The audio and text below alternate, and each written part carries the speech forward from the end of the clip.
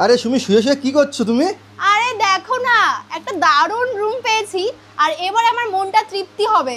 শুয়ে শুয়ে জানলা দিয়ে দেখতে পাচ্ছি একদম মায়াপুর মন্দিরের চূড়াটা। দেখো, জুম করে ভালো করে সবাইকে দেখাও, এত সুন্দর লাগছে। সো বলে এবার মনে হয় বেস্ট হবে যে গিয়েও মন্দির দেখবো একটু পরে, এখান থেকে মন্দির দর্শন করতে পারবো, মানে খুব ভালো লাগছে। আর তাছাড়াও বাই দ্য ওয়ে গাইস, এখানে দেখলাম একটা সাবান তো দিয়েছে, এটা ইউজুয়ালি সব জায়গায় দেয়। মানে দেখলাম যে আই থিঙ্ক টুথব্রাশ রয়েছে, বাট আমি কোনো হোটেলে দেখিনি টুথব্রাশ দিচ্ছে। তো ওপেন করি।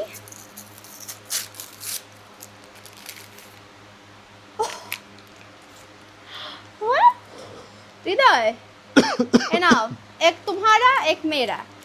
সাথে আবার কোলগেটও রয়েছে। আমরা বাড়ি থেকে কেন ক্যারি করেছি বলো তো?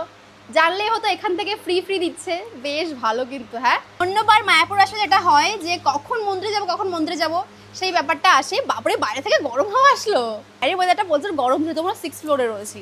তো সেটাই বলছিলাম যে অন্য সময় কি হয় যে এখানে এসে ভাবি যে কখন যাব মন্দির দর্শন করতে, আর কিন্তু এই হোটেল থেকে বেস্ট পার্ট এটাই লেগেছে যে এখান থেকে পুরো মন্দিরের চূড়াটা দেখা যাচ্ছে। আর এখানে ভিউটা অনেক সুন্দর, আমি ইজিলি এখানে গেট রেডি উইথ মি করতে পারবো। আর এই পাশে গঙ্গা, মানে সব দিক থেকে সব দিক থেকে একদম পারফেক্ট একটা মানে হয়েছে। বন্ধ করি, না হলে গরম হাওয়াটা ভেতরে আসছে। তো এখন আমি ফ্রেশ হব, ফ্রেশ হয়ে রেস্ট নিয়ে এখানেই রেস্টুরেন্ট রয়েছে, এখান থেকে লাঞ্চ করব, করে রেডি হয়ে মন দর্শনে যাব। তো খুব ভালো লাগছে। ওই দেখো নদী।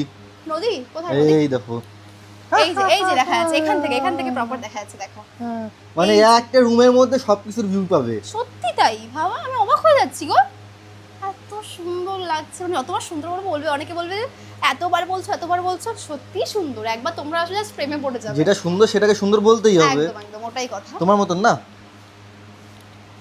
তো চলো এখন একটু স্নানটা করে নি।